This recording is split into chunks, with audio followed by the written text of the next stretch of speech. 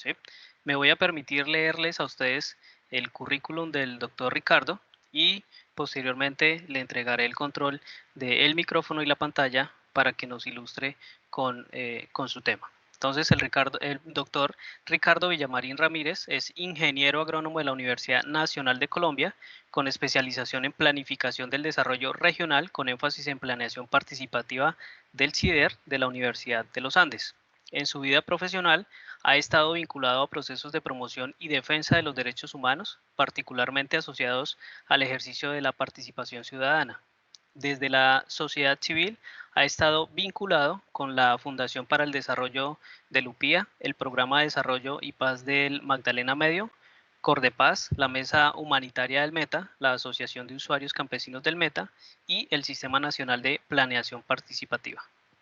En el sector público se ha desempeñado como delegado para Casanare del Plan Nacional de Rehabilitación PNR, docente capacitador de la Escuela Superior de Administración Pública ESAP en las áreas de participación comunitaria y derechos humanos y asesor del Departamento Nacional de Planeación ante los entes territoriales en temas de planeación participativa del desarrollo local.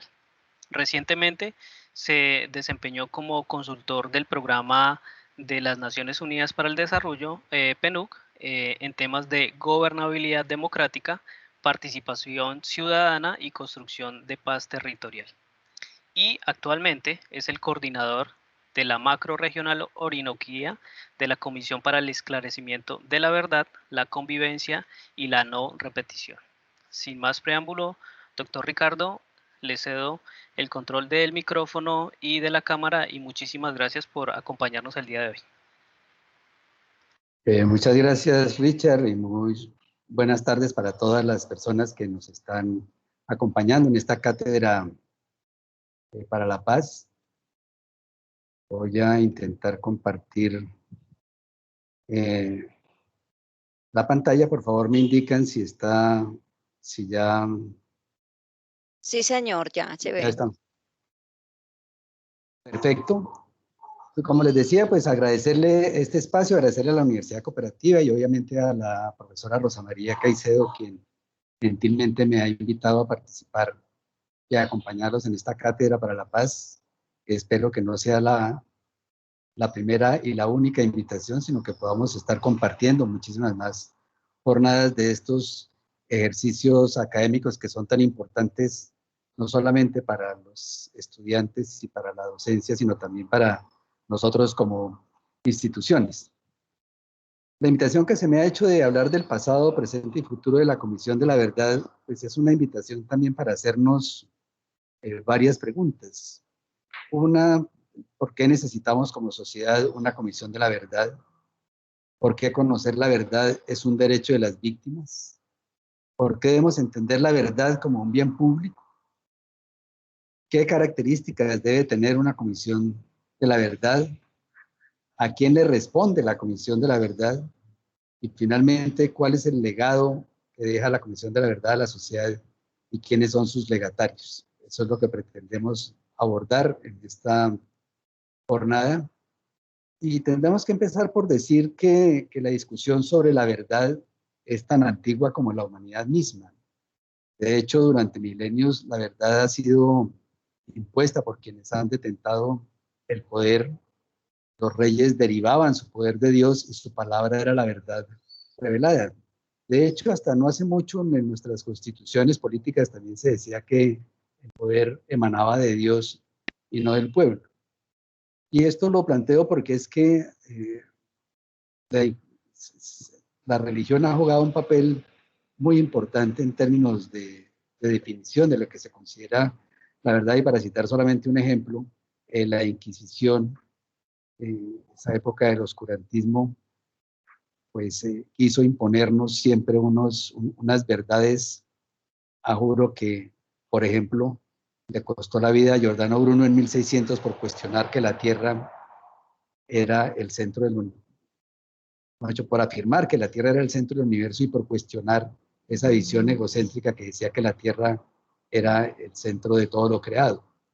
Por eso, esa situación tiene un punto de quiebre fundamental, que es al final de la Segunda Guerra Mundial, cuando se crea el sistema de las Naciones Unidas, que realmente cuando se crea la ONU, esa gran asamblea de los pueblos, su misión fundamental está resumida en una frase que la quise compartir con ustedes, de Antonio Guterres, el actual secretario general, que dice que queremos que el mundo que hereden nuestros hijos venga definido por los valores consagrados en la Carta de las Naciones Unidas, que son la justicia, la paz, el respeto, los derechos humanos, la tolerancia y la solidaridad.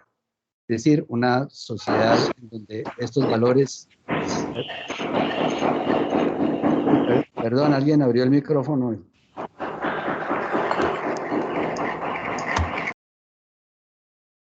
¿Ya? ¿Podemos seguir? Sí, señor, sí. Ah, bueno. Y a raíz justamente de la creación del sistema de las Naciones Unidas es que se empieza a hablar de la verdad como un derecho. Y esto tiene sus orígenes en los protocolos adicionales a los convenios de Ginebra, que tienen como núcleo central el derecho de saber que tiene la sociedad y el derecho, el deber de recordar que tienen los estados con referencia a las circunstancias históricas, sociales y políticas que dieron origen al conflicto. Como ustedes saben, los convenios de Ginebra, que se aprobaron en 1949, tan pronto terminó la Segunda Guerra, y sus protocolos adicionales, son la piedra angular del derecho internacional humanitario, que son esos tratados internacionales que contienen las principales normas destinadas a limitar la barbarie de la guerra. Ustedes deben recordar que en la Segunda Guerra Mundial, en nombre de la paz y en nombre de la civilización, hubo más de 60 millones de muertos. Y por eso se hizo imperativo poner estas normas del derecho internacional humanitario que buscan proteger a las personas que no participan en las hostilidades, es decir, sacar a los civiles del conflicto, a los miembros de las organizaciones humanitarias y también a las personas que, siendo parte del conflicto, ya no puedan seguir tomando parte en los combates, heridos, enfermos, prisioneros de guerra, etc. Por eso, el derecho a la verdad digamos, se ha considerado como una facultad que tienen las sociedades para enfrentar un pasado en el que se vieron, en el que nos vimos o nos estamos viendo gravemente afectados por las violaciones a los derechos humanos y al derecho internacional humanitario. Es importante precisar también que este derecho a la verdad conforma uno de los pilares de los mecanismos de justicia transicional, y estos mecanismos de justicia transicional no es que hayan existido desde siempre, empiezan a tener también vigencia después de la Segunda Guerra Mundial, particularmente cuando se empezó a juzgar en los tribunales de Nuremberg en 1947 a los criminales de guerra y a los responsables del holocausto nazi. Y tal vez la mejor muestra que tenemos para poder reivindicar el derecho a la verdad y sobre todo también el derecho a la memoria lo podemos tener en el holocausto, que se constituye en el principal paradigma para poder mirar otros genocidios que se han presentado en el mundo, donde hay una intención clara de exterminar a un grupo social en particular. Y voy a poner otro ejemplo para mostrarles cómo estos temas son relativamente nuevos. El 27 de enero de 1945, el ejército soviético liberó el campo de concentración y exterminio nazi de Auschwitz. Y en noviembre de 2005, es decir, 60 años después, las Naciones Unidas designó este 27 de enero para rendir tributo a la memoria de las víctimas del Holocausto y ratificar el compromiso de luchar contra el antisemitismo, el racismo, toda forma de intolerancia que pueda conducir a actos violentos contra determinados grupos humanos. Es decir, si tuvieron que pasar 60 años para que un hecho tan evidente como este pudiera ser elevado a un reconocimiento internacional, quiere decir que recién estamos entendiendo la necesidad de mantener viva la memoria y reivindicar el derecho a la verdad.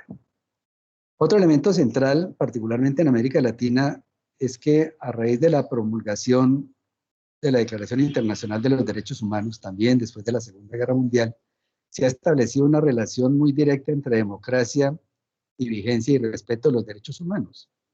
Y resulta que en particular en Centroamérica y en Suramérica se han presentado múltiples rupturas del orden democrático, dictaduras, situaciones de conflicto armado interno, guerras civiles, situaciones de violencia generalizada, y esto ha dado lugar a una violación masiva y sistemática de los derechos humanos y la comisión de graves infracciones al derecho internacional humanitario.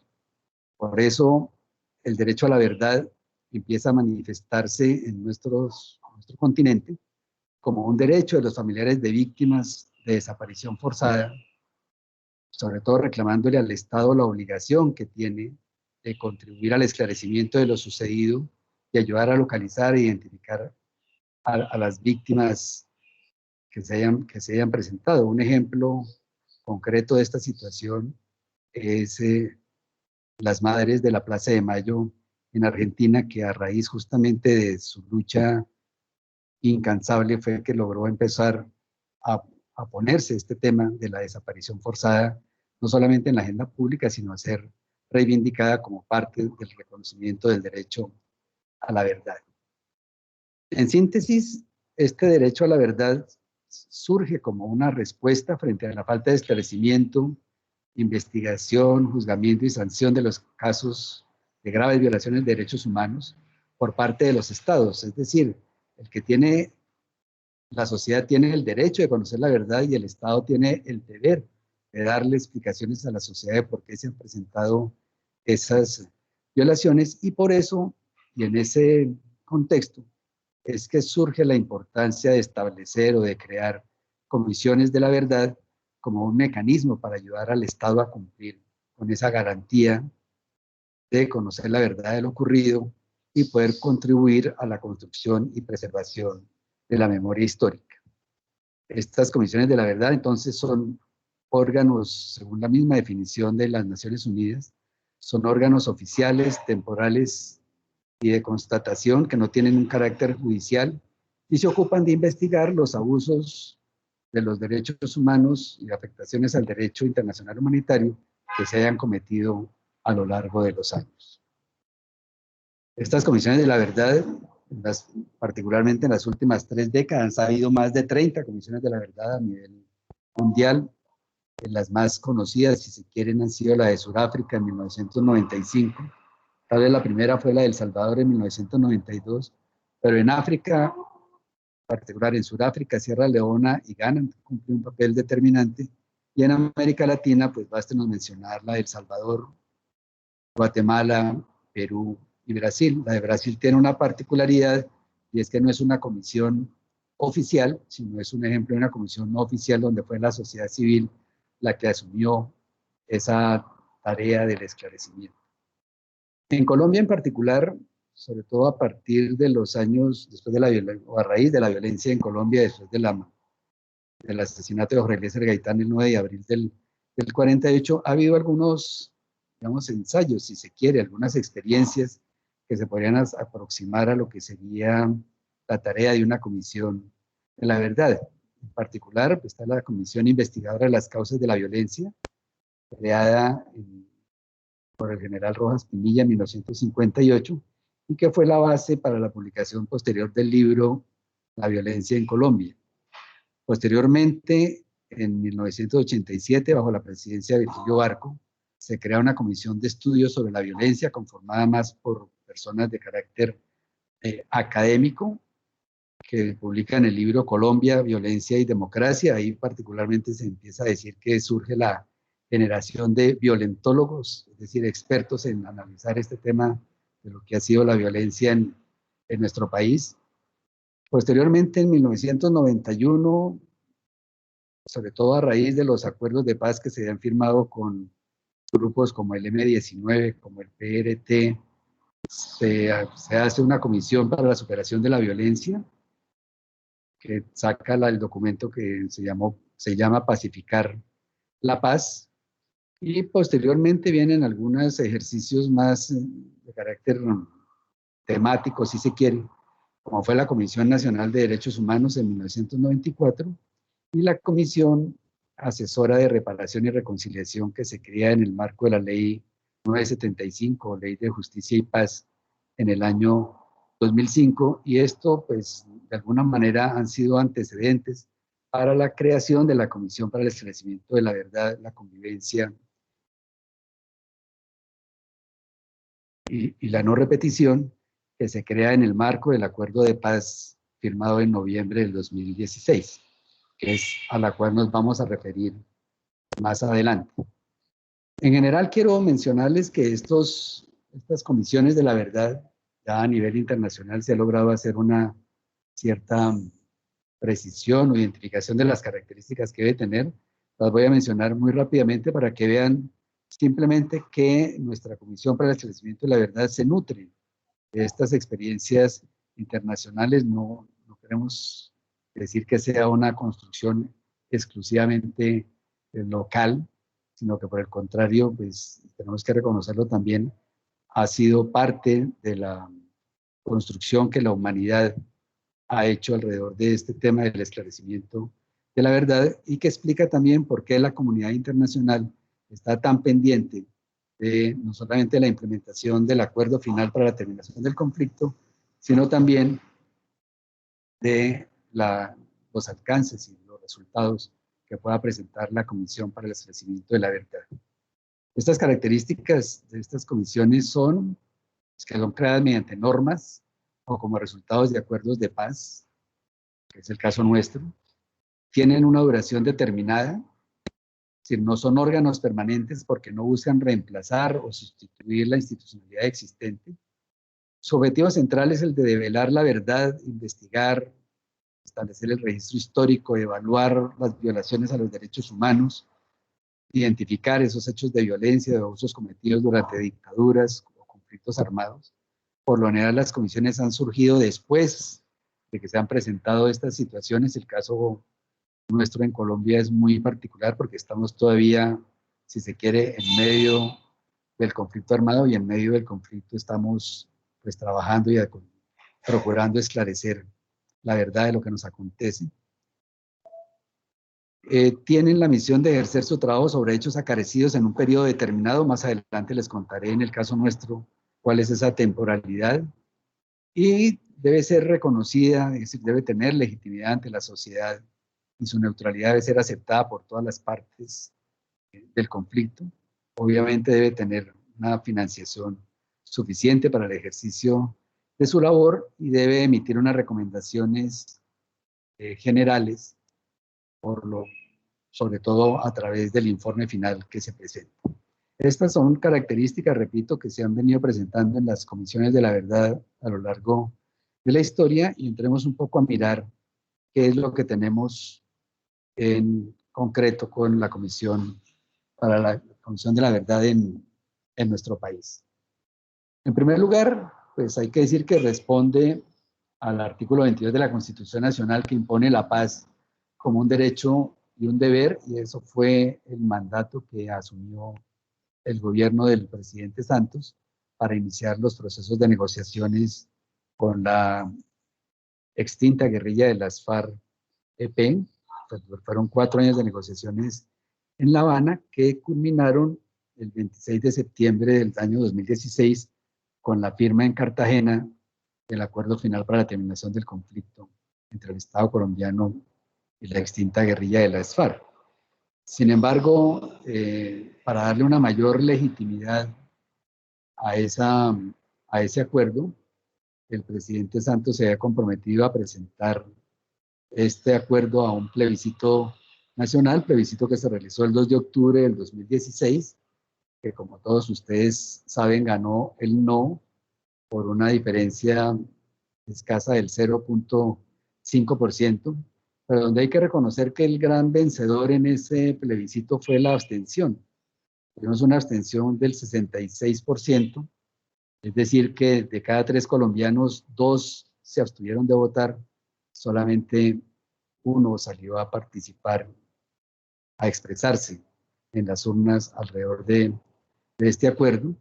Y ese triunfo del no motivó una revisión, digamos, muy rápida de los acuerdos, en sesiones que fueron maratónicas entre los promotores del no y el equipo de tanto de las FARC como del gobierno nacional que habían firmado el acuerdo, y se llega a una versión final, el acuerdo final, valga la redundancia, que se firma en el Teatro Colón el 30 de noviembre del año 2016. Y una vez firmado y refrendado por el Congreso, se le otorgan facultades extraordinarias al presidente de la República a través del acto legislativo 01 del 2017, y con ese acto legislativo queda incorporado el acuerdo final, bloque de constitucionalidad de nuestro país, y se empiezan a definir la arquitectura institucional del acuerdo. No voy a detenerme en este punto, es que están los puntos que conforman el acuerdo final y que muchos de ellos dan origen a una entidad en particular, pero decirles que en el punto 5 de víctimas, que entre otras cosas, el acuerdo final del cual estamos hablando aquí en el país, es el primer acuerdo a nivel internacional donde está en el centro las víctimas. Se hizo justamente pensando en la reivindicación del derecho de las víctimas a la reparación integral, y en ese punto 5 de víctimas se crea el sistema integral de verdad, justicia, reparación y no repetición, que está integrado por 3 entidades que ustedes ya muy seguramente conocen. La primera es la Jurisdicción Especial para la Paz, que es tal vez la más sonada, la más mentada, la que más televisión tiene, si se quiere, que es una entidad de carácter judicial encargada de investigar, juzgar, sancionar a los responsables de los crímenes atroces cometidos durante el conflicto armado. Va a tener una vigencia de 20 años y es la encargada, repito, de administrar justicia. La segunda entidad es la Unidad de Búsqueda para Personas Dadas por Desaparecidas. Esta es de carácter extrajudicial, de carácter humanitario, y como su nombre lo indica, busca localizar e identificar a las personas desaparecidas durante el conflicto armado. Nosotros tenemos en el país cerca de 100.000 personas desaparecidas, que es una cifra de lejos mucho más larga que todos los desaparecidos en las dictaduras militares que ha tenido América Latina a lo largo de su historia. Eso es una vergüenza nacional. Y la tercera entidad es justamente la Comisión para el Esclarecimiento de la Verdad, la Convivencia y la No Repetición, que tiene pues varias particularidades. Una, obviamente, es una entidad del Estado, pero con autonomía e independencia del gobierno. También es de carácter extrajudicial y ha sido reglamentada por el Decreto Ley 588 del 2017, que los invito a que cuando tengan la oportunidad lo puedan revisar, porque ahí está de una manera mucho más detallada cuál es el mandato y los alcances que tiene la Comisión de la Verdad. Al igual que las otras comisiones de la verdad a nivel internacional, tiene un mandato temporal, en nuestro caso es de 3 años, que van desde noviembre del 2018 hasta noviembre del 2021, es decir, este año en noviembre terminamos nuestra tarea, y la temporalidad es, que era el otro tema que les estábamos comentando, es que es explicar el conflicto armado interno desde 1958 hasta nuestros días. Algunos se preguntan que por qué no desde atrás, desde la época de la violencia en Colombia o desde el año 48 a raíz del asesinato de Gaitán, etcétera, pero la comisión, los comisionados, consideraron que en 1958 se presenta un quiebre en la forma de abordar estos temas de la violencia y del conflicto interno, porque es cuando surge el Frente Nacional. Aquí hay un pacto ya entre los dos partidos tradicionales, liberal y conservador, para superar el escenario de la violencia, pero que no fue suficiente para resolver las causas estructurales que dieron origen al conflicto armado interno, y por eso se toma esta fecha de 1958. La otra característica es de que es de carácter voluntario, confidencial y extrajudicial, es decir, la comisión no puede citar a nadie a que rinda su testimonio a la comisión, sino que son las personas individualmente consideradas las que tienen que voluntariamente acercarse a la comisión a entregar su testimonio, y lo que le garantiza la comisión a estas personas es la confidencialidad del testimonio y el carácter extrajudicial, es decir, que no puede ser utilizado para ningún proceso de tipo judicial. Dicho en pocas palabras, todo lo que se dice en la comisión se queda en la comisión. Sin embargo, la comisión sí tiene acceso a todos los archivos y a toda la información disponible del Estado, incluida la JEP, todas las sentencias judiciales que salieron del proceso de justicia y paz con los paramilitares, los archivos de la Procuraduría, de la Fiscalía, etcétera, son insumos que tiene la comisión para poder estudiar y profundizar en el esclarecimiento de la verdad del conflicto armado interno. La otra característica es que no es necesario ostentar la calidad de víctima para acercarse a la comisión. Si bien es cierto que la comisión tiene la centralidad en las víctimas del conflicto, no quiere decir que tenga la exclusividad en las víctimas, y por el contrario se ha encargado de procurar y de promover una escucha amplia, plural y equilibrada, oyendo a distintos actores y sectores que han tenido participación directa o indirecta en el marco del conflicto. Y las otras particularidades es que no se ocupa de esclarecer caso por caso, de realizar reparaciones administrativas. Las reparaciones de tipo administrativas son responsabilidad de la Unidad de Atención Integral a las Víctimas del sistema del SNARIF, del Sistema Nacional de Atención y Reparación Integral a las Víctimas, y obviamente tampoco es nuestra tarea buscar las personas, aunque sí contribuir con la unidad de búsqueda de personas dadas por desaparecidas, a buscar a estas personas desaparecidas y darle respuesta a los familiares. Para el desarrollo de la tarea, la comisión ha definido unos criterios orientadores, que hemos venido mencionando algunos. La centralidad en las víctimas fundamental. La segunda, la participación amplia, plural y equilibrada de toda la sociedad. Una tercera es el enfoque territorial, en el entendido de que el conflicto armado no se vivió de la misma manera en todos los territorios, y eso nos lleva también a tener muy presentes el enfoque étnico, el enfoque diferencial y el enfoque de género, porque así como el territorio no se vivió de la misma manera en los distintos territorios, también hay que reconocer que el conflicto afectó de manera diferente a las mujeres, por ejemplo, a las comunidades indígenas, a la población afrodescendiente, a los niños, niñas y adolescentes, y eso implica y exige que haya una mirada con estos enfoques. También hay que decir que esta Comisión de la Verdad de Colombia es la primera que tiene un equipo dedicado específicamente al tema del enfoque de género. Es un tema también que a nivel de la comunidad internacional tiene una gran relevancia, y obviamente la Comisión de la Verdad lo ha incorporado de una manera pues, muy activa, muy clara y muy concreta.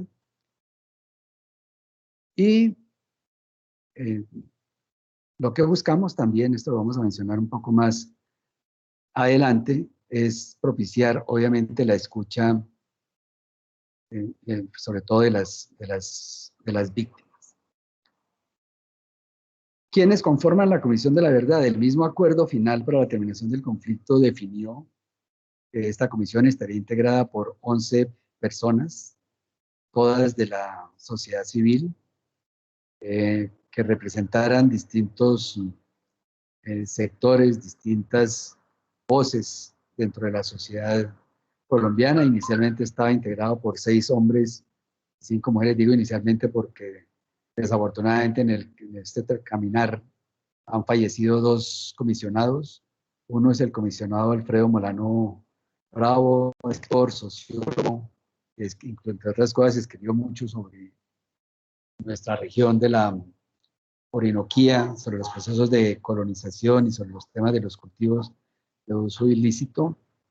El comisionado Molano falleció el 31 de octubre del 2019, y la comisionada Ángela Salazar, que era representante de las mujeres, lideresa afro también de la zona de Urabá. Ella sí fue víctima de la pandemia del COVID, y ella falleció pues en el año pasado.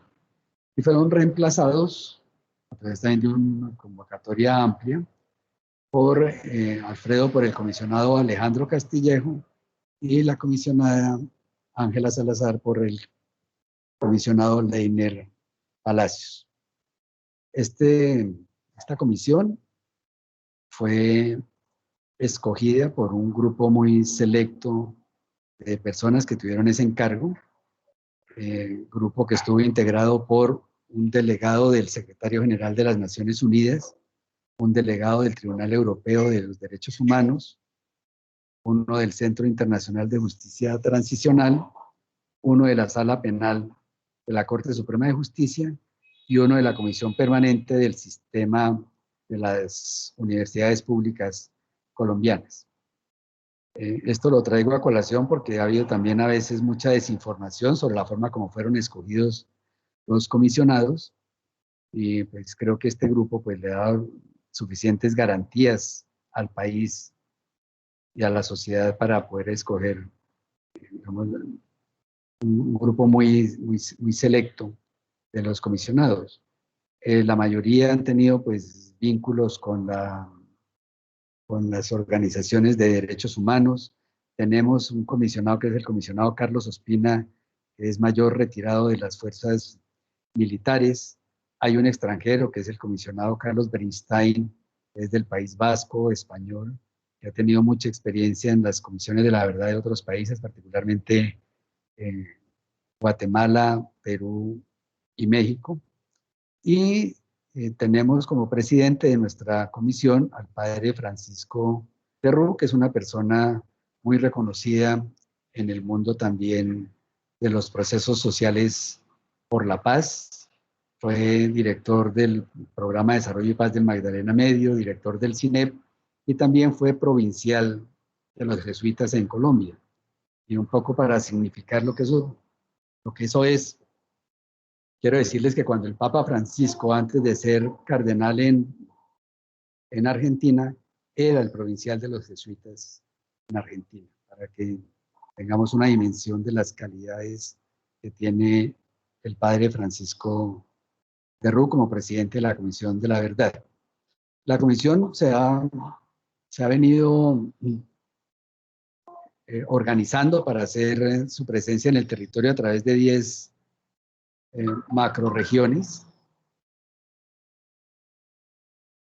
una de las cuales es la nuestra de la Orinoquía, que incluye a los departamentos de Meta, Bichada, Guaviare, Caquetá y Casanare.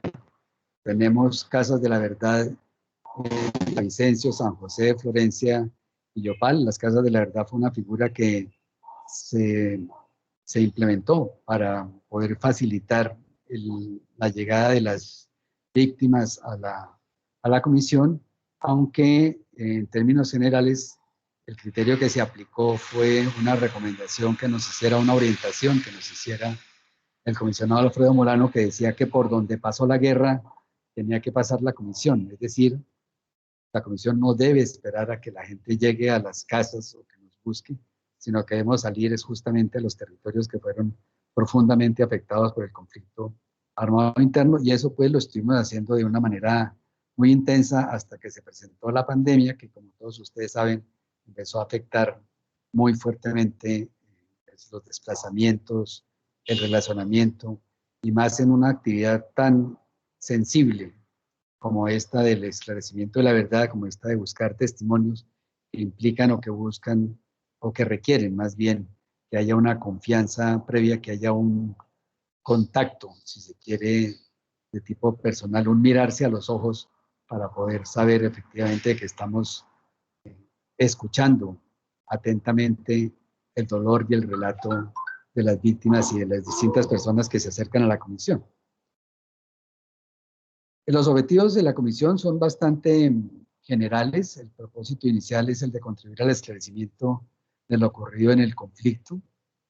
Y a la par que estamos haciendo ese esclarecimiento también es de promover y contribuir al reconocimiento, y este reconocimiento se busca que se dé en 3 direcciones. Uno, el reconocimiento de las víctimas como sujetos políticos que vieron sus derechos vulnerados.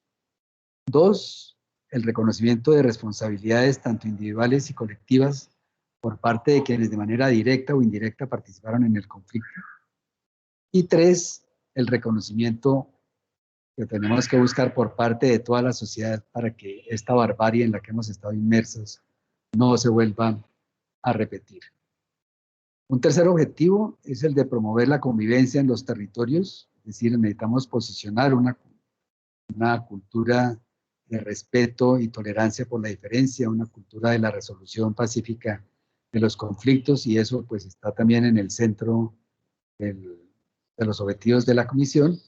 Y el cuarto es sentar las bases de la no repetición, la reconciliación para poder avanzar en la construcción de una paz estable y duradera.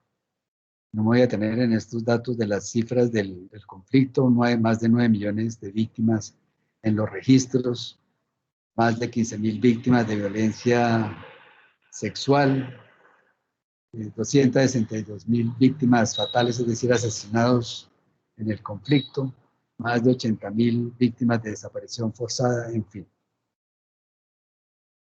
¿Qué elementos claves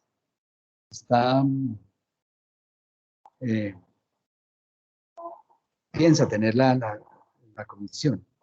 Uno, pues es evidentemente analizar el contexto histórico que dieron origen a las causas y origen del conflicto. Aquí en particular, y para el caso nuestro de la Orinoquía, el tema de los procesos de colonización es particularmente importante y sensible. Segundo, analizar cuáles han sido esos factores que facilitaron la persistencia y prolongación del conflicto armado interno. Todo este tema también que tiene que ver con la estigmatización de las organizaciones sociales, pero también con la presencia de los cultivos de uso ilícito. Analizar también cuál ha sido el impacto que el conflicto armado ha tenido sobre la democracia en nuestro país, sobre los procesos electorales, sobre las organizaciones sociales, pero también sobre las organizaciones comunales, sindicales, los partidos políticos, en especial los partidos de oposición. Aquí es importante mencionar todo lo que significó el genocidio de la Unión Patriótica en los años 80 y principios de los 90.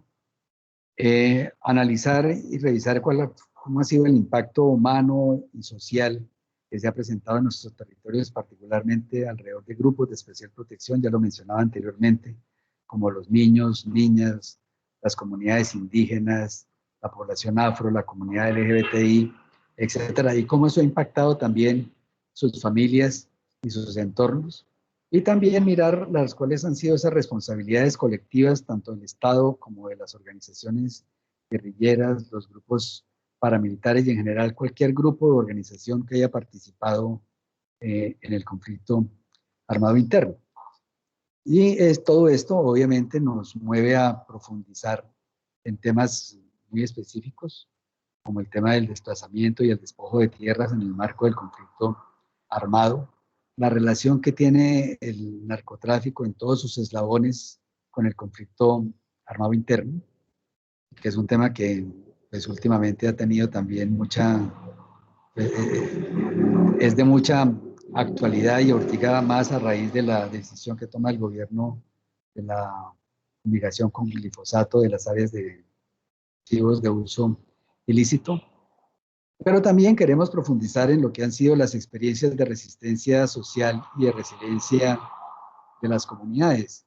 Es muy significativo y es muy importante mencionar que a pesar de tener un conflicto tan duro, tan largo, que ha tenido casi que una cobertura nacional, se presentan muchas experiencias de resistencia de las comunidades, de reivindicación del derecho al territorio, de defensa de los derechos humanos, de lucha contra la violencia y contra la imposición, y eso es muy importante y significativo y que es necesario también abrirle un espacio en esta tarea del esclarecimiento de la verdad, al igual que mirar cuáles han sido las transformaciones positivas de de las instituciones y de las organizaciones a lo largo del conflicto armado.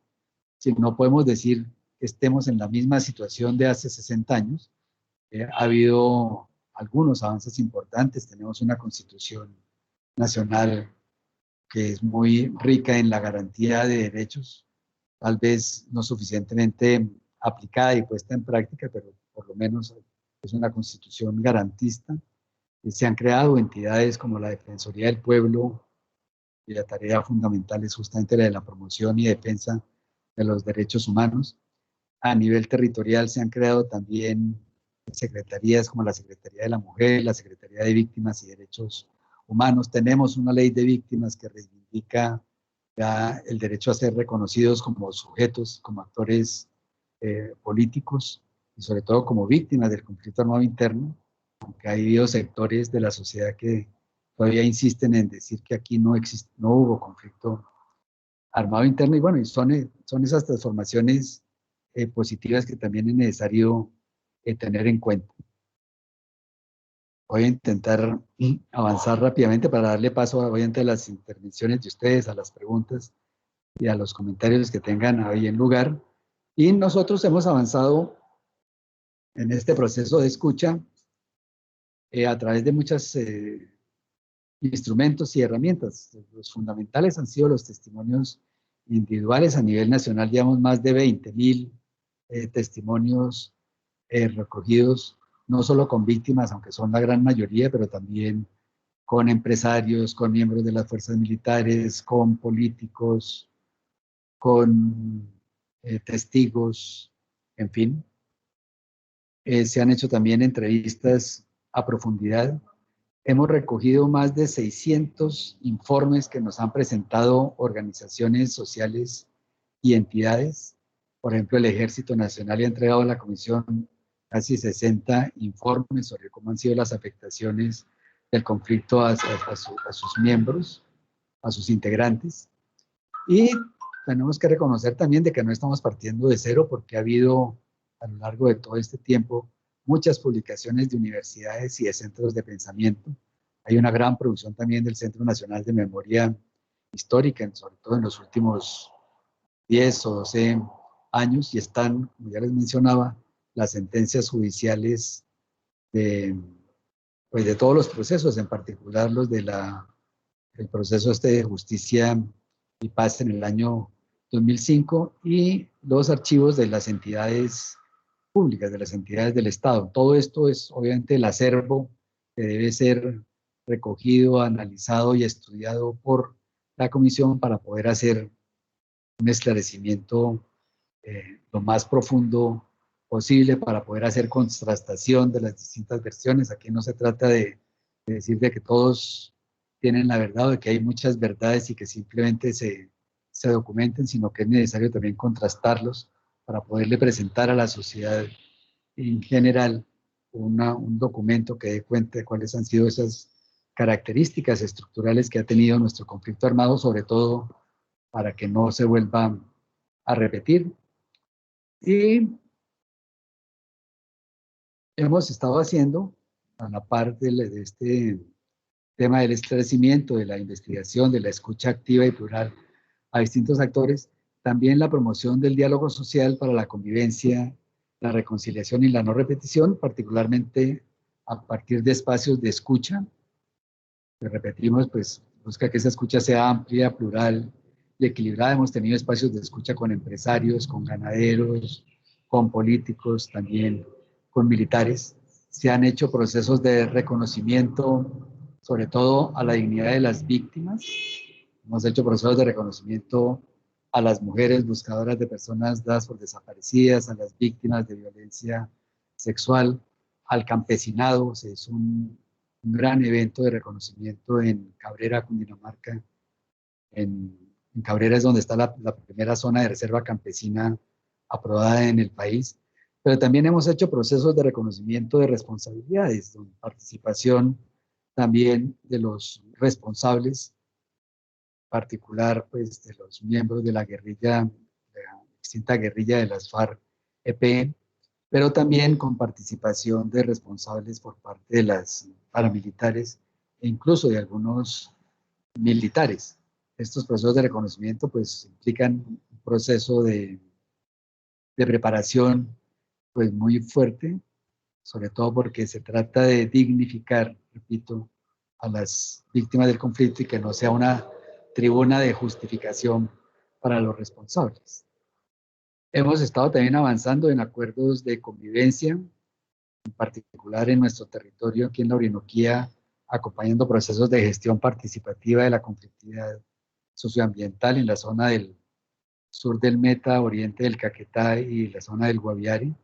Es una zona también que ha estado muy convulsionada últimamente y que, sobre todo a partir de la pandemia, pues se han presentado algunos enfrentamientos, el tema este de la sustitución de cultivos de uso ilícita, el incumplimiento por parte del PENIS o el Programa Nacional de Sustitución, ahorita el anuncio que hay de la fumigación con glifosato de estas áreas, en fin, eso hace que, pues, que la conflictividad social y ambiental esté al orden del día y que es importante entonces avanzar en propiciar espacios de diálogo y de gestión participativa de ella.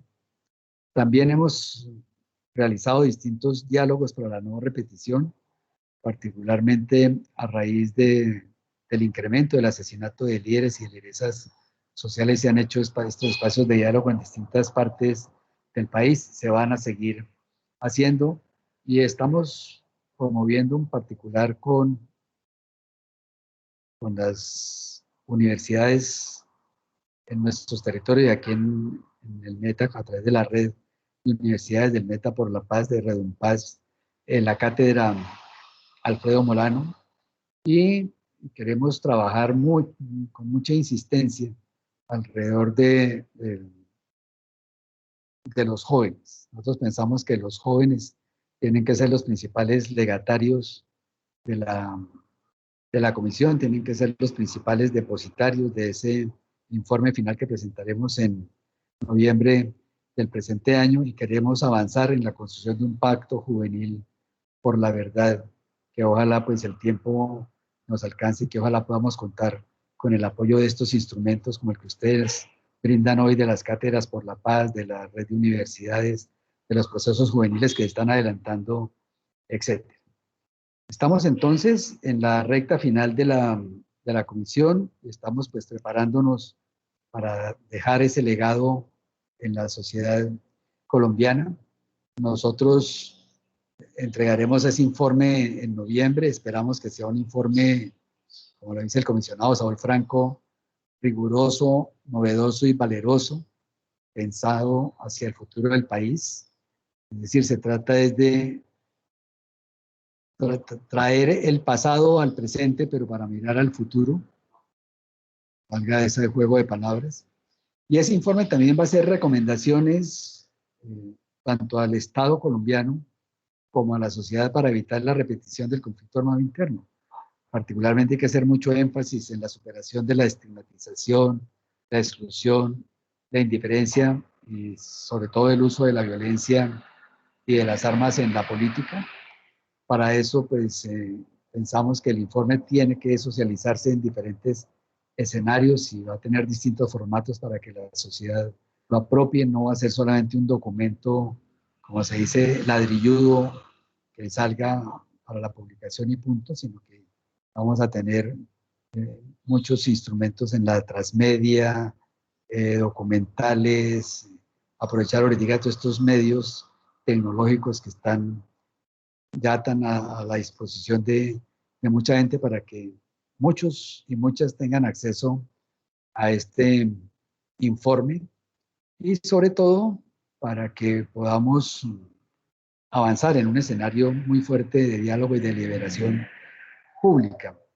Hay que decir que también como parte del acuerdo final y dentro de las tareas que tiene la comisión está la de instalar un comité de seguimiento a las recomendaciones. Es decir, la comisión termina su tarea en noviembre, pero queda un comité que seguramente no será muy muy grande, un comité de seguimiento a esas recomendaciones. Y en este momento, pues obviamente, con esto ya estoy cerrando, terminando, nos estamos preparando para preparar el escenario y preparar a las comunidades y a la sociedad en general para posicionar este legado que nos permita reconocer que la verdad como un bien público que nos pertenece a todos y todas, reconocer que sin verdad no será posible una paz estable y duradera, y también reconocer que necesitamos dar un debate amplio y plural, pero a partir del respeto a las diferencias. Sabemos que tenemos una gran limitación en nuestro país, y es que somos una sociedad que no lee, somos una sociedad además que tampoco tiene mucha cultura de la deliberación y del debate informado, y nos parece que en esto la academia y la juventud tienen un papel pues, muy importante que cumplir y que ayudarnos a cumplir para posicionar eh, esta verdad como un bien público. Con esto pues termino, creo que se me fue un poco más de la cuenta, pero que quiero dejar es más bien el paso para las preguntas, para las reflexiones que ustedes tengan y profundizar sobre todo en los temas que ustedes tengan a bien alrededor de este tema. Entonces, quedo a su disposición. Muchísimas gracias, doctor Ricardo, por su participación. No tenemos en estos momentos en el chat preguntas, pero sí quisiera saber. Bueno, Javier Quiñones dice que si por favor le pueden compartir las diapositivas al terminar la cátedra. No sé si sea posible, doctor Ricardo, que pueda compartirlas. Sí, con mucho gusto. Yo se las hago llegar a la profesora Rosa María Caicedo Barricher para que las tengan ahí con muchísimo gusto. No hay ningún inconveniente. Muchísimas gracias, doctor. No sé si alguno de los participantes tiene alguna pregunta, puede levantar la manita. Gracias, doctor Ricardo, por compartir esas diapositivas. Gracias. Yo se las haré llegar al compañero. Perfecto. Bueno, nos dicen por aquí, Luceli, gracias por la invitación, excelente cátedra, excelente jornada. No sé, ¿quién más tiene preguntitas, por favor? ¿Alguna observación para el doctor Ricardo? Los veo muy tímidos hoy. Esto no es normal, doctor, esto no es normal. Listo, esperemos a ver quién se anima. Demasiada información sería, muy atropellada. Muy saturados, pero no, excelente, excelente.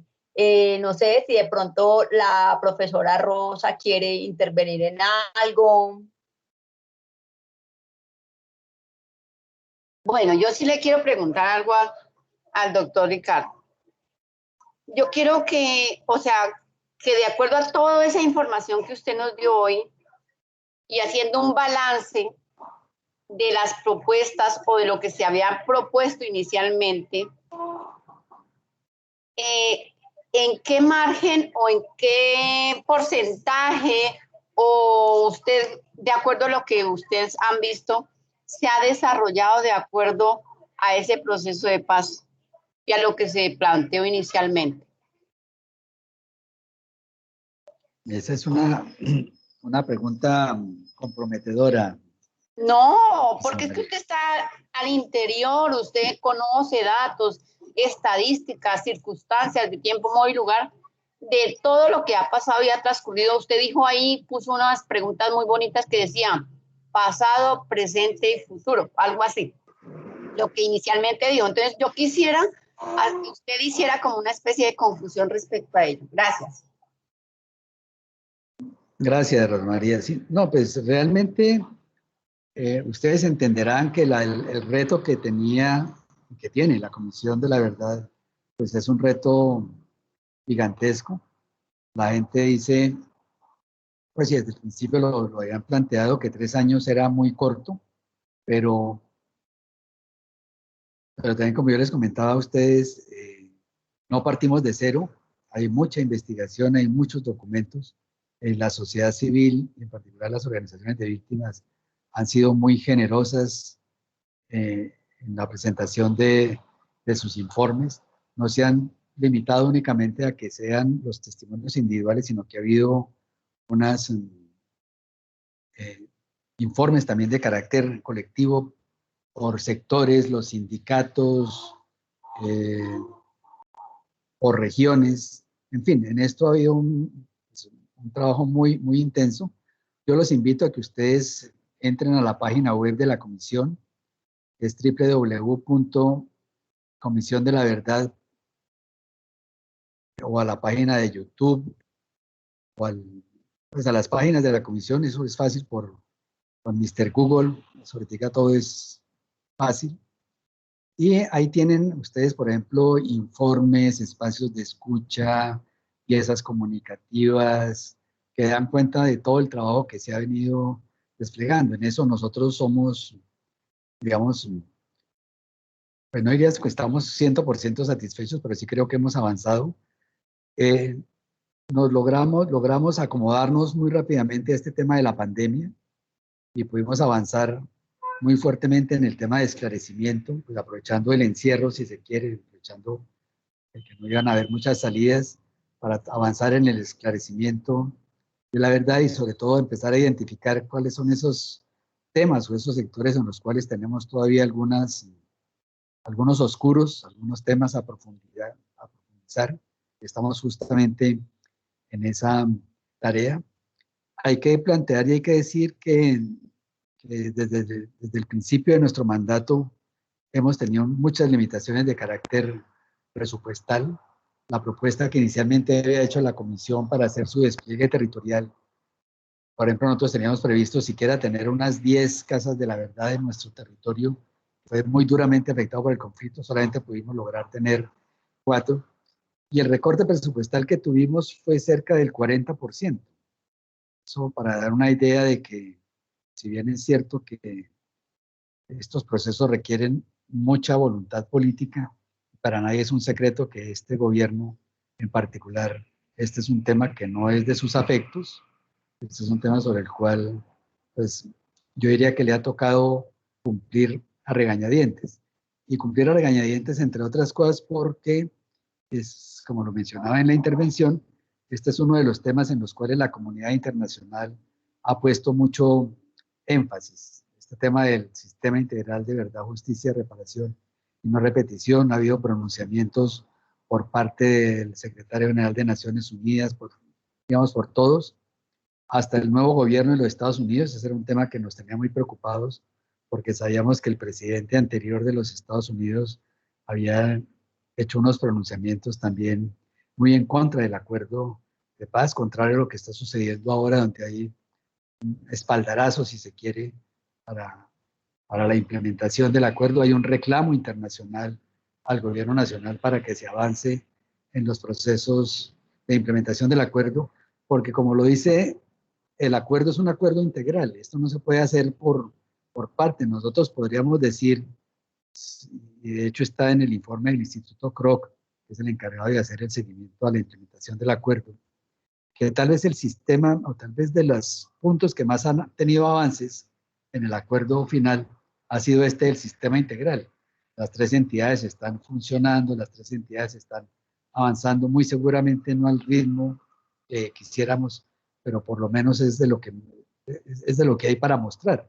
Distinto al tema de la reforma rural integral, que no avanza, distinto al tema de la inversión en los PD y en los municipios PD, que también tiene dificultades, distinto al tema de la lucha contra los cultivos de uso ilícito y los incumplimientos que ha habido con el PENIS.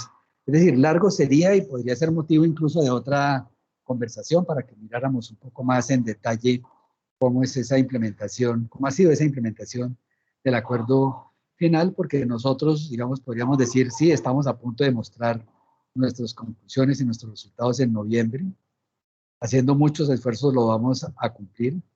Se nos había pensado, o se había sugerido también de que se hiciera una prórroga del mandato de la comisión, teniendo en cuenta este tema de la pandemia y teniendo en cuenta todo lo que ha significado el conflicto armado interno en medio de esa complejidad, pero los comisionados creo que con muy buen criterio han preferido honrar la palabra, es decir, entregamos nuestro informe en los plazos estipulados porque se pueden correr muchos riesgos con esa ampliación del mandato. Y lo otro que hay que manifestar es que si bien es cierto que termina la tarea de la comisión, no termina la tarea del esclarecimiento de la verdad. Este es un proceso que sigue, las universidades, los centros de pensamiento seguiremos ahondando y profundizando esto. Lo que vamos a tener es un instrumento, un insumo fundamental que en nombre del Estado va a dar, digamos, va a definir, va a plantear va a darle a la sociedad colombiana unas respuestas acerca de cuáles han sido esos factores que han hecho posible que este conflicto armado persista durante tanto tiempo y sobre todo cuáles serían esas recomendaciones para que esto no se repita. Por eso el interés que tenemos en estos 6 meses, poco más que nos quedan de trabajo, es justamente de contribuir a posicionar ese legado del informe final para que ese informe realmente produzca los resultados que queremos en la sociedad colombiana. Diría eso, Rosa María. Gracias, doctor, muy amable. Doctor Ricardo, yo tengo una pregunta. ¿Cuáles son esas bases en las que de pronto se fundamenta la Comisión de la Verdad para que no exista esa no repetición de todos estos sucesos que se presentan en todas estas personas que han sido víctimas de la violencia o del conflicto armado en Colombia?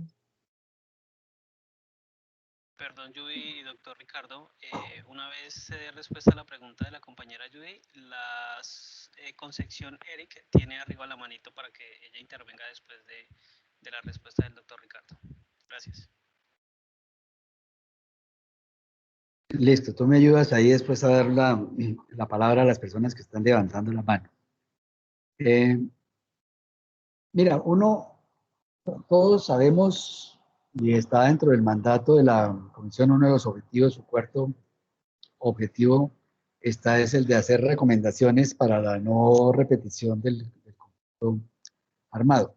De hecho, va a haber un capítulo especial en el informe final que dé cuenta de esas recomendaciones y también hay que decir que buena parte de los espacios de escucha que hemos promovido y de los diálogos para la no repetición justamente buscan es empezar a recoger de la mejor manera esas recomendaciones. Yo no me podría decir que ya tenemos ese capítulo definido, pero sí, digamos que hemos identificado algunos elementos que podríamos mencionar. Yo los mencionaba también un poco en la presentación, aunque fue muy rápido, tengo que reconocerlo. Pero, por ejemplo, un elemento que ha contribuido mucho a la repetición del conflicto es la estigmatización de las poblaciones. Aquí, a lo largo de los años, todos nos hemos, de alguna manera, estigmatizado y estereotipado, ¿no? Entonces, decir que la gente de la zona rural, los campesinos son guerrilleros, en cambio, los empresarios son paramilitares, de que los partidos de oposición son guerrilleros y que los otros partidos son de derecha o están vinculados con el paramilitarismo. Ese es un tema de estigmatización pues muy fuerte y que todavía lo seguimos, pues se sigue presentando, ¿no?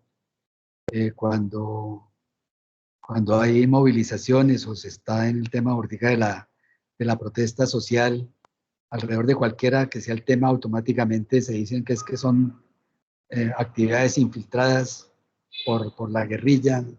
Digamos que en lugar de partir de la buena fe, seguimos siempre partiendo de la mala fe y obviamente estigmatizando al otro. Ese es un tema en el cual la sociedad colombiana tiene que hacer un esfuerzo muy, muy grande para superar el tema de la estigmatización. El otro tema también que ha sido pues clave en esto ha sido el tema del racismo. Nosotros, a pesar de que en la Constitución del 91 nos declaramos como un país multiétnico y pluricultural, eso todavía está muy en el discurso. Tenemos que reconocer de que seguimos siendo un país racista, un país que miramos a nuestros compatriotas indígenas con otros ojos, los seguimos considerando ciudadanos un poco de segunda clase, se les tilda de perezosos, de conflictivos, en fin. Y eso pues obviamente da muestra de que no hemos avanzado como sociedad en ese reconocimiento de estos sectores de la población como sujetos de derechos. Igual nos pasa con las poblaciones afrocolombianas, en particular pues la afrometense. Claro, hemos hecho avances importantes, tenemos ya ordenanzas y tenemos políticas públicas que hacen que tengamos digamos, que se pueda empezar a pagar esa deuda histórica con estos grupos poblacionales, pero en general, pues el racismo ha seguido cumpliendo un papel muy oscuro en estos procesos de construcción de una sociedad más incluyente, más deliberativa y más respetuosa. Otro elemento clave que ha hecho que esto se repita ha sido digamos, el manejo que se le ha dado a la política antidrogas en el país, un poco también estigmatizando a los campesinos como narcotraficantes, como cocaleros, sin reconocer o desconociendo más bien que ante la ausencia de unos programas y de unos facilidades para la producción agropecuaria, pues casi que es la única opción rentable que muchas veces tienen. Uno quisiera decir que la coca ha sido como el banco agrario de estas zonas de colonización, porque es la que les ha permitido conseguir recursos para poder, digamos, desarrollar otras actividades económicas y sin embargo le seguimos dando un tratamiento eh, pues casi de narcotraficantes, los hemos estigmatizado y los hemos, si se quiere, judicializado, y eso pues obviamente pues no contribuye a la construcción y a la aclimatación de un clima de paz. Otros elementos que hay con relación para la no repetición tiene que ver con la participación de la sociedad en las decisiones que los afectan. Este es un tema, está en la Constitución del 91, está en el acuerdo final. El punto 2 está dedicado a este tema de la participación, no solo de la participación política, sino también de la participación en todos los procesos que tienen que ver con la toma de decisiones y que hace parte de un reclamo que todavía uno sigue encontrando en las comunidades. Es casi que dramático, uno podría decir, cuando se estaba construyendo el PEDET en los municipios, pues en estos municipios de nuestro departamento, fueron 8 municipios, PEDET más los 4 del Guaviare, donde la gente todavía estaban haciendo los mismos reclamos de hace 20 y 30 años, incluso más, relacionados con las vías de penetración, con la legalización de tierras, con la asistencia técnica, con la educación, en fin, digamos, hay una deuda grande con la zona rural colombiana que ha estado abandonada por el Estado. Y el reclamo que hace la gente es, dicen, es que a nosotros nos oyen, pero no nos escuchan. Los espacios de participación tienen una figuración más formal que real, y ese es otro elemento que ha hecho que el conflicto armado persista, porque le da justamente justificaciones a los actores violentos para decir que no hay condiciones para lograr transformaciones significativas a través del ejercicio de la política, y plantean algo que ya está pues obviamente mandado a recoger, de que la única opción transformadora es la vía de las armas, la vía de la fuerza. Entonces digamos que estos son elementos recurrentes, elementos que es necesario tener en cuenta y que se convierten justamente digamos, en causas estructurales o estructurantes de lo que ha significado el conflicto armado interno. El manejo que le hemos dado a la oposición política, bástenos el caso de la Unión Patriótica, en pleno, digamos, auge en plena implementación de la Constitución del 91, se dio el asesinato de más de 5.000 integrantes de un partido político, pues da muestra de que no somos una sociedad madura para la deliberación y para el debate.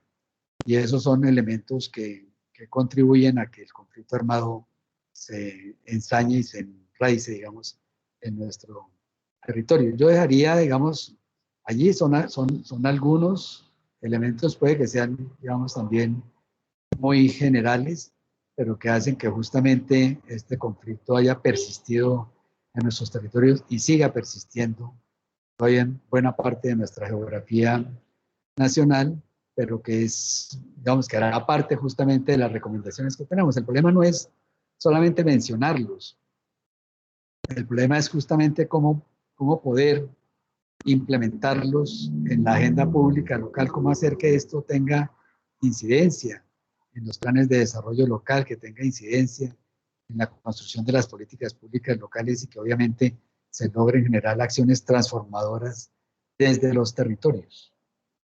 Entonces dejaría allí, entonces ahora sí la pregunta de la persona que tiene la mano levantada.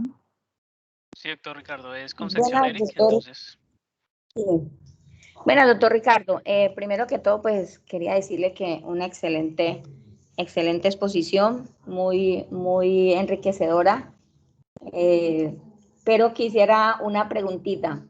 Lo de la comisión de la verdad, tengo entendido que es una institución que busca rendir cuentas a la misma sociedad sobre todas las ocurrencias de masacres, sobre todo los conflictos que han habido en el mismo país, ¿cierto? Entonces, el comentario que quiero hacer yo es con respecto a Buenaventura. Yo soy de Buenaventura, vivo en Buenaventura y soy orgullosa de ser bonaverense, pero ¿qué pasa?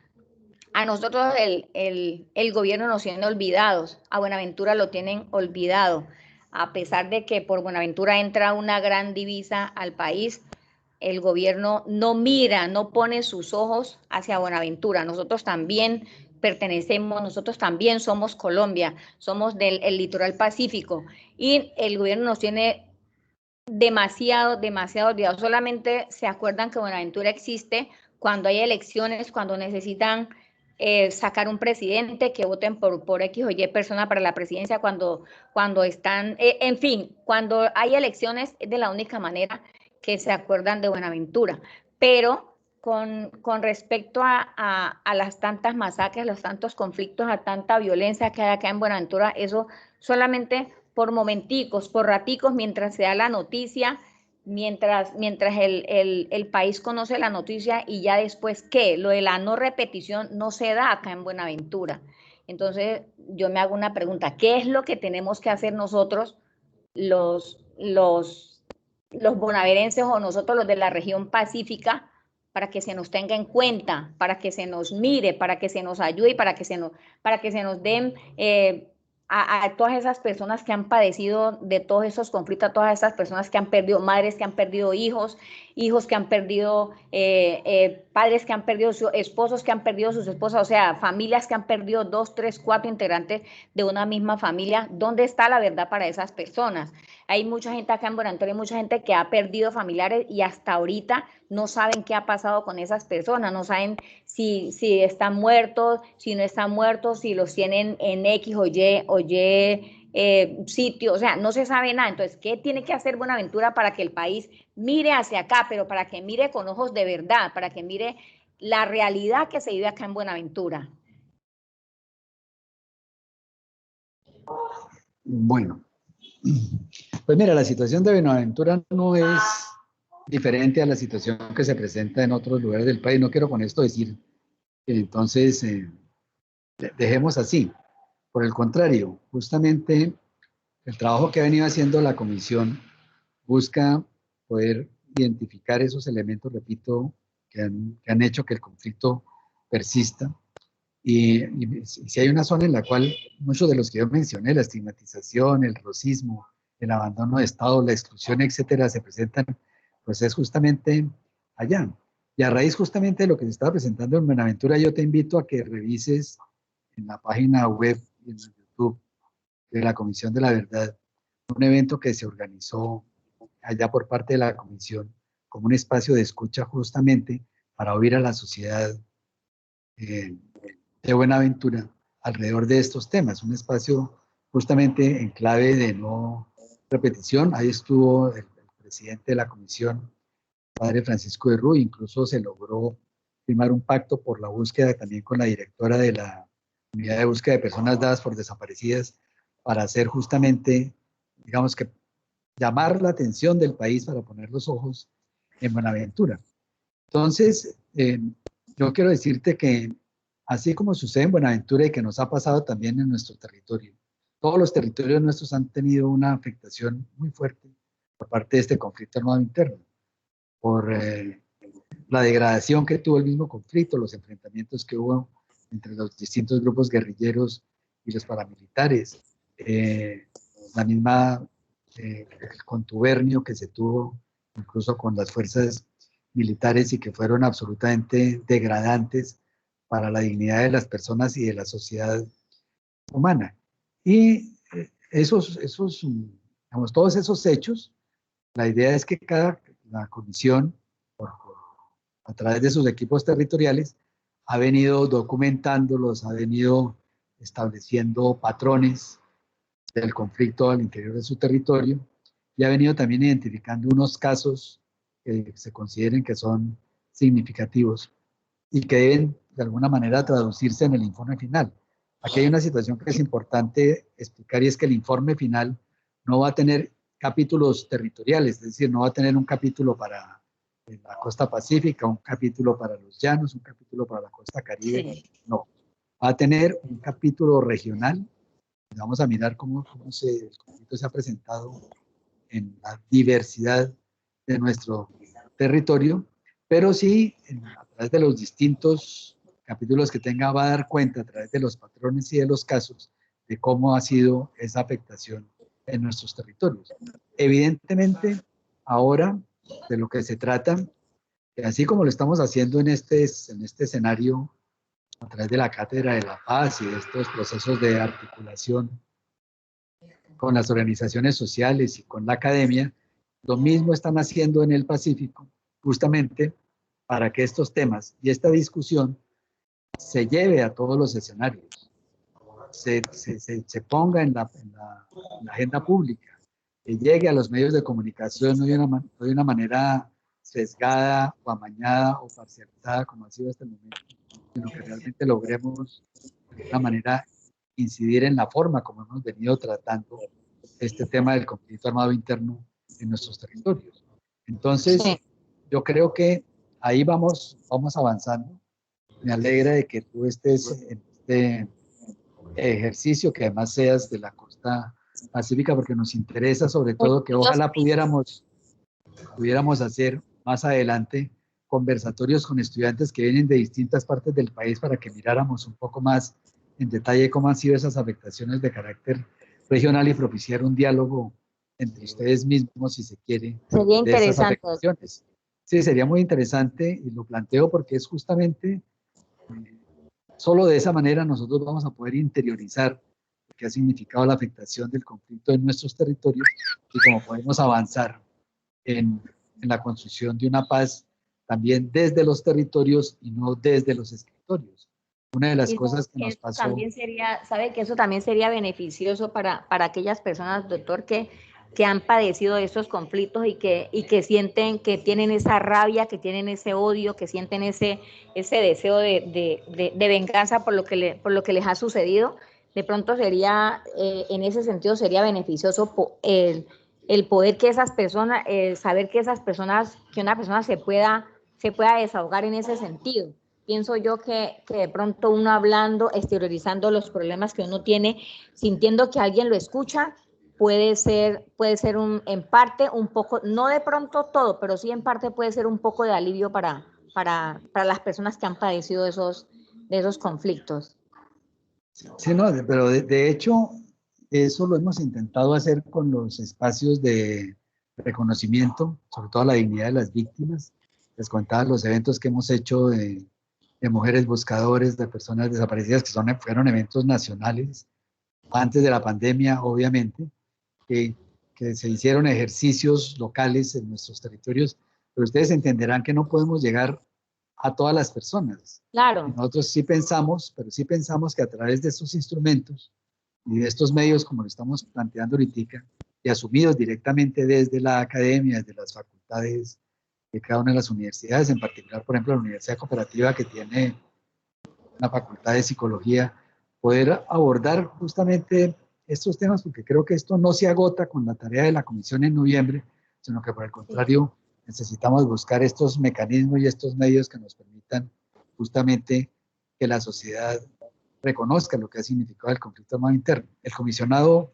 Carlos Bernstein tiene una frase a mí me impactó mucho cuando se la oí por primera vez, que dice: las víctimas saben qué pasó, los victimarios saben qué hicieron, pero la sociedad no. Necesitamos que la sociedad sepa cómo se vivió esa guerra, cómo se vivió ese dolor, y que de alguna manera se solidaricen con las víctimas del conflicto. Sí, aunque en ocasiones ni las mismas víctimas saben qué es lo que pasa. Bueno, tenemos que avanzar en eso también, ciertamente. Sí. Listo, doctor, muchas gracias.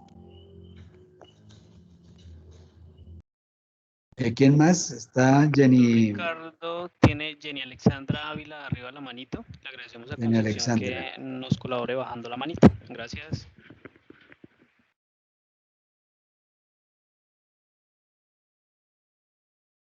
Muy buenas tardes, doctor Ricardo.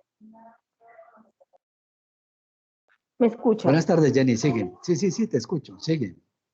Bueno, doctor, muy buena su intervención. Nos ayuda a entender un poco más la problemática tan grande que tiene nuestro país, la cual no viene de pocos años, sino que viene con una trayectoria de décadas cargando unos con otros. Desafortunadamente, esto se ha afectado a toda y cada una de las regiones de nuestro país, pero a mí me gustaría compartir una idea en cuanto a la necesidad que se necesita de que todos y cada uno de los colombianos conozcan las situaciones que vivieron muchos de nuestros compatriotas por la vulneración de todos sus derechos en cuanto a todas estas guerras que han existido en nuestros territorios. Y noto que siempre hablamos de la juventud es el futuro de Colombia. Lo vengo escuchando desde que tengo 15 años.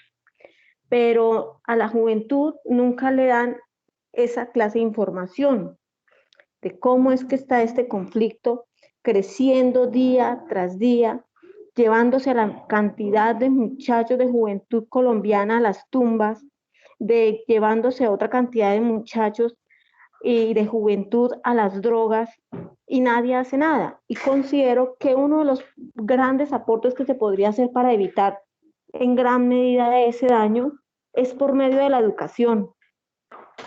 Noto que, por ejemplo, tengo una hija que ya está en 8º grado y es el momento en que no le tocan en la parte ni de democracia, ni de sociales, ni de historia, estos temas tan agudos que ha tenido nuestro país, para que ellos se concienticen de lo que han vivido muchos de los colombianos. Entonces, ahí es cuando yo considero que la Comisión de la Verdad y la Justicia debe exigir al Ministerio de Educación que se implementen medidas educativas donde se conozcan todos y cada una de estas personas lo que ha vivido el país, porque si es bien cierto, cuando se conocen las cosas hay más probabilidad de no repetirse. Pero mientras tengamos en la educación repitiendo lo que pasó hace 500 años, o repitiendo las historias de otros países y no vemos la nuestra, no nos concientizamos del daño de los nuestros, pues va a ser muy difícil que de verdad tenga cambios. Cuando la juventud empieza a considerar y a ver esos horrores que vivieron, porque fueron horrores lo que ha vivido Colombia por medio de estos conflictos, van a entender lo importante que es el diálogo, lo importante que es no utilizar las armas, lo importante que es llegar a ser un funcionario, un profesional con ganas de sacar adelante su país, no con miras de robar y de sacar la mejor tajada para sí, sus amigos, sino mirar, hacerles ver que es importante trabajar en equipo para hacer que nuestro país crezca, pero con solidaridad, con verdad. Y esto solo se puede hacer por medio de la educación. Y es inevitable, así como lo hicieron los alemanes en su momento, reconocer las atrocidades que allí vivieron para que no se repitieran, que en Colombia también se haga lo mismo, que se conozca todas las violaciones, las muertes, las mutilaciones, las desapariciones, para que los jóvenes sean conscientes de lo que ha arrastrado este país y pueda ver una manera de fortalecerse como seres humanos, estudiar y focalizar un cambio a su país, con miras de hacerlo grande, de hacerlo igualitario y de hacerlo respetuoso con la vida humana. Gracias.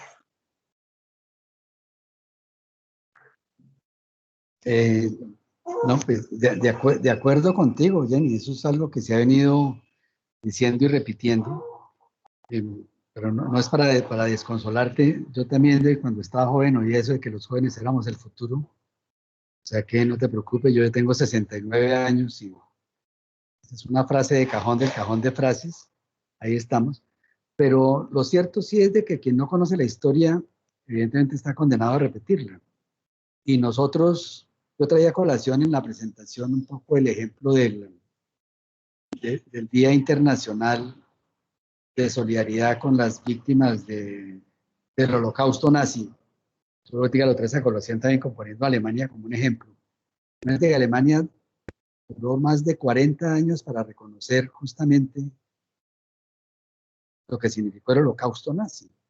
Decían, lo contaba el presidente de la comisión, que en una charla que he tenido con un embajador de Alemania en el país, él decía el embajador alemán, decía, vea, en Alemania hasta que no nos convencimos que éramos una sociedad de asesinos, no empezamos a reconocer cuál había sido el impacto que habíamos causado con el Holocausto. Sí, porque es el tema del nazismo, y no era un tema de estigmatizar a los alemanes. Lo que si uno ve, Ortega, la capacidad que tuvo la comunidad europea para que prácticamente en 2 generaciones haber superado lo que hubiera podido ser ese odio visceral contra los alemanes y contra el fascismo. Lograr tener una Unión Europea pues, fuerte, con una moneda única, con un tránsito libre entre sus países, cuando hace apenas menos de 100 años estaban matando, repito, 60 millones de muertos en Europa. Eso es una barbaridad. Y lo cierto sí es que evidentemente la educación tiene un papel pues, muy importante que cumplir. Pero mira, no es que la comisión exija, la comisión seguramente en sus reivindicaciones va a decir, nosotros no tenemos la capacidad de poder ordenarle a nadie del Estado nada, vamos a recomendar eso. Pero quiero decirte que nosotros somos muchas veces víctimas de nuestro propio invento. Con la Constitución del 91 y los desarrollos posteriores que ha tenido, y este tema de la elección popular de alcaldes y la ampliación de la democracia, etcétera, etcétera, se construyó y se tiene que decir el elemento de las cátedras de paz en todas las instituciones educativas. Tenemos que revisar qué es lo que está pasando con esas cátedras de paz. Tenemos que revisar con los proyectos educativos institucionales que además nosotros como padres de familia tenemos la posibilidad de revisarlos. ¿Qué pasó con la historia? ¿Qué pasó con las cátedras de historia? Es absurdo que no volvamos a hablar y a mencionar este tema de la historia de nuestro país. Nosotros nos quedamos en la gesta libertadora de 1819 y no más, y después viene una seguidilla de quienes han sido presidentes, pero sin mirar qué es lo que nos ha pasado como sociedad. Imagínense, también lo planteaba en la discusión, solo hasta el año 2011, cuando sale la ley de víctimas, reconocemos a las víctimas como víctimas de un conflicto armado interno. Es decir, durante años hemos estado ciegos a reconocer que aquí había habido un conflicto interno. Aquí se decía que eso es violencia, que es una cosa cultural, que es que a los colombianos nos gusta matarnos, que eso es un problema de la droga, que eso es un problema de delincuencia común. Nos hemos buscado e inventado cualquier cantidad de justificaciones y solo hasta ahora estamos empezando a tener un análisis un poco más serio y un poco más juicioso de esto que ha significado el conflicto armado. Por eso pensamos que el informe de la comisión está llamado a cumplir un papel muy importante, porque siendo una entidad de Estado no quiere decir de que diga la última palabra o diga que lo que diga la comisión es la verdad. No, por el contrario, vamos a llamar a no tragar entero, pero sí queremos que sea un documento de análisis, de debate y deliberación que nos ayude a establecer qué es lo que nos ha pasado como sociedad. Tú lo decías, mientras esto no llegue a los más profundos rincones de nuestra patria, a que todas las escuelas lo incorporen de una manera consciente en sus proyectos educativos institucionales, este tema de la construcción de la verdad o de la memoria histórica en los territorios, pues vamos a seguir siempre mirando la paja en el ojo ajeno y no viendo la paja en el propio ojo. Y entonces ahí tenemos una tarea muy importante. Yo les mencionaba que nosotros queremos de que este tema se posicione mucho en la juventud. Queremos hablar, pues, no solamente con las universidades para que en los próximos años este tema sea un tema de debate académico en todas las aulas universitarias, sino también queremos llevarlo a las instituciones de educación secundaria.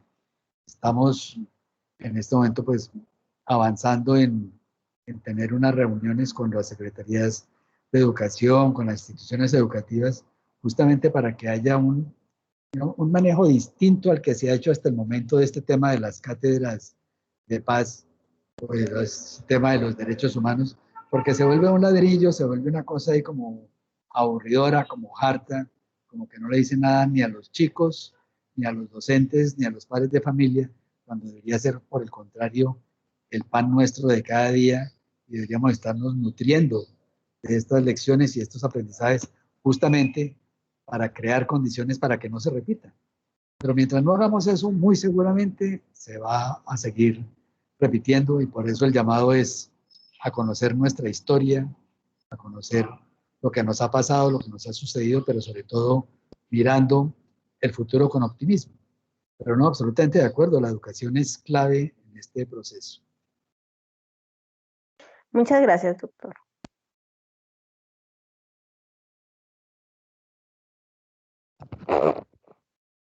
Bueno, Bueno, no hay más manitos arriba, y en el chat creo que no hay más mensajes ni preguntas. Bueno, entonces si no es más, no sé, yo agradecerles a ustedes la atención, la dedicación. Sé que ha sido una cosa pues muy general, pero la idea básicamente era que fuera una intervención más provocadora para tener otras conversaciones más adelante, que pudiéramos profundizar en algunos temas que ustedes consideren importante y pertinente, invitar incluso a otras personas para hacer un diálogo, si se quiere, mucho más conversado en estas cátedras y poder profundizar y avanzar en estos procesos. Agradecerle a Rosa María la invitación de la Universidad Cooperativa por este espacio. Doctor Ricardo, muchísimas gracias por asistir a esta cátedra para la paz, y cómo no, de una vez lo vamos a planillar para el próximo semestre, doctor, y por favor convoque sí a todos sus amigos, los que tengan, para que hagamos un diálogo entre todos. Me parece súper fantástico que se pueda hacer ese diálogo entre varias personas que tienen conocimiento y que están empapados pues de este tema que es la Comisión de la Verdad, el conflicto armado en Colombia y todas las dinámicas que se han hecho en alusión a Cátedra para la Paz. Entonces, no es sino que usted nos diga, nosotros lo estaremos en contacto a través de la profesora Rosa María Caicedo, para que entonces podamos programar esa cátedra con varias personas. Ya usted nos dirá quiénes son esas personas que lo acompañarían, y fantástico. Muchas gracias. Me uno, doctor Ricardo, a las palabras de mi compañera Judy. De verdad quedamos muy contentos con saber personas como usted, del talante suyo, de la valía suya, y pues obvio la amistad rotunda que tiene usted con la profe Rosa. Ella es un ícono de Cátedra para la Paz. Entonces, gracias, doctor Ricardo, y gracias a todos los presentes y a mis compañeros. Doc, no se vaya a olvidar lo que la Gracias. petición Javier.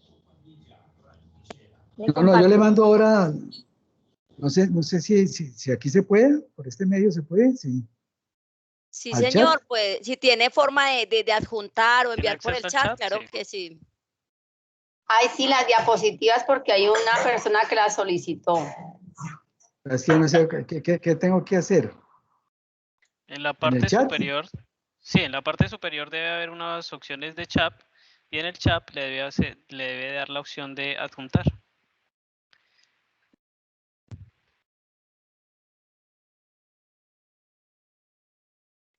Si de pronto no tiene esa opción, doctor, si quiere más bien se la comparte a Richard a través del correo o a la profesora Rosa y nos encargamos pues de hacerla llegar al estudiante. Yo no tengo el correo de Rosa, tal vez sí.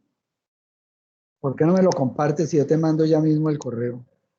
Listo, Oye, Richard, ya le también. envío por el chat o apúntala, doctor, apúntelo, Si quieres se lo dicto más fácil. a mi correo y O yo al se correo se de las comparto. Richard, sí, también. No, por eso, pero necesito tu correo de todos modos para estar en comunicación. Dime. Rosa María, tu correo. Rosa.caicedo con Y de yuca y con C. ¿Sí? Sí, Caicedo con Y de yuca y con C, eso. @campusucc.edu.co. Ok, listo. ¿De qué se ríe Alexander? Rosa. Alexander es ¿cómo terrible. así? Haciendo Uy, matoneo. Alexander, pillao. Ya les mando a sus correos la presentación.